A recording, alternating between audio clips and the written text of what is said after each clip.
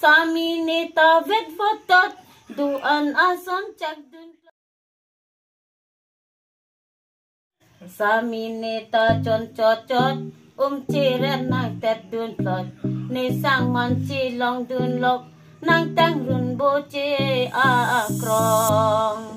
Sami neta chon chot chiren nang tet dun plot ne sang man chi long dun lok nang tang run bo che a krong. Ne riro abang nang pukok nang ke kom ong nang bojok nang tang run bo che a krong nang tang nang jen so tu ong.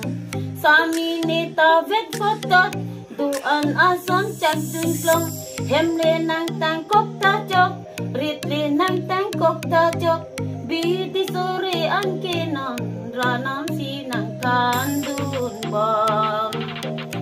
Ni abang hai ong chot ni lo hai abang nang kang hon di tiki dun pen nang le rok kata bitu nang pi do.